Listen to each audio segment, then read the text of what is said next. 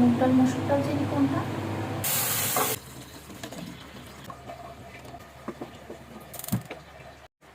Hello everyone, আসসালামু আলাইকুম। This is me momo. চলে এসেছে আমার কিচেনে। আর আজকে সারাদিন অসম্ভব পরিমাণে বৃষ্টি হচ্ছে, তো আমি ভাবলাম মিষ্টির দিনে একটু রিচ ফুড না খেলে কি হয় না। আজকে আমি খিচুড়ি রান্না করব, সাথে ডিম, আর ডিমটা ভোনা হবে, অ্যান্ড চিকেন করব।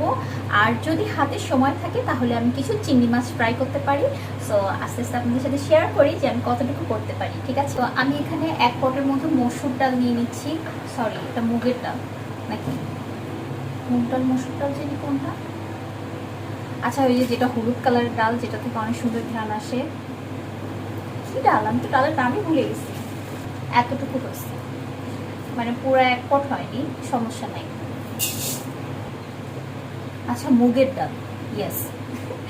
আমি একটু মুগের ডালটা তেলে নিচ্ছি। এই ডালটা আগে ধুতে যাবে না, হ্যাঁ, এটা হচ্ছে আগে তেলে নিতে হবে, না হলে কিন্তু ধোয়ার পরে এটা সুন্দরভাবে আপনি করতে পারবেন না। তো যখন হালকা একটা সুন্দর ঘ্রাণ চলে আসবে, আর এখন যেমন ইয়োলিশ দেখা যাচ্ছে, এটা হালকা একটু গোল্ডেন গোল্ডেন একটা ভাব আসবে, দ্যাট টাইমে চুলাটা অফ করে দিব অ্যান্ড এটা ধুয়ে ফেলবো। মসুর ডাল নিয়েছি এক পট, পোলাও চাল নিয়ে নিচ্ছি। আমি এখানে 2 পট চাল দিব, 2 পট চাল আর অলমোস্ট 2 পট ডাল দিচ্ছি, কারণ দুপুর অ্যান্ড রাত শুভ করতেছি, আমি রাতের জন্য এক্সট্রাভাবে আর অন্য কিছু রান্না করবো না। তো চাল আর ডাল একসাথে ধুয়ে নিব, তারপর আমি এটা ভুনা করে ফেলবো। কাইন্ড অফ ভুনা খিচুড়ির মতো হবে, কিন্তু ভুনা খিচুড়িতে আরও অনেক কিছু ইউজ করা হয়। আমি আজকে অত কিছু ইউজ করব না, জাস্ট নর্মালি করে ফেলবো।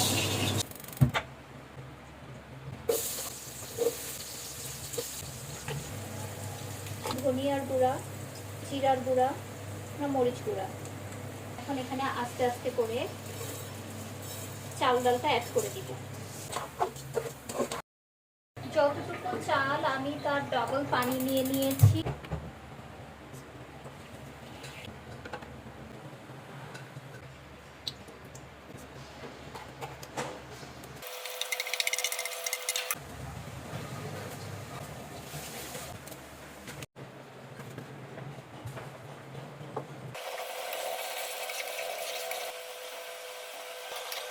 হঠাৎ করে মনে হলো যে আমি তো হলুদ দিতে ভুলে গেছি, আর এখন যদি আমি হলুদটা অ্যাড করি তাহলে কিন্তু কাঁচা হলুদের গন্ধ যাবে না। তো আমি একটু তেল পানি গরম করে নিয়ে ওর মধ্যে হলুদ দিয়ে দিয়েছি, আর তারপর মনে হলো যে তেল আর একটু বেশি দিলে হতো, তো আমি আবার প্যানে আলাদা করে তেল গরম করে হলুদের সাথে অ্যাড করেছি, আর ওইটা এখন চিকেনে অ্যাড করে দিব। রান্না করতে করতে আসলে অনেক ধরনের টিপস ট্রিক শিখেই যাই, আর এই জিনিসগুলো আসলে নিজের মাথা থেকেই চলে আসে কিভাবে জানি। আর এর মাঝে আপনাদের ভাইয়া বললো যে খিচুড়ি যেহেতু হয়ে গেছে তাহলে সে ডিম পোচ দিয়ে ভাত খাবে, চিকেন এখন খাবে না, সে আগে এখনই ডিম পোচ দিয়ে খিচুড়ি খাবে। তো আমি ওটা দিয়ে দিলাম। আর আজকে আমি চিকেনের সাথে কিছু আলু অ্যাড করে দিচ্ছি। আলু এমনি সচরাচর আমি কোনো কিছুতেই অ্যাড করি না, আজকে কেন জানি মনে হলো একটু অ্যাড করি। আর এরপর হচ্ছে আমি ডিম ভুনা করব, সো ডিমটা ভেজে নিচ্ছিলাম।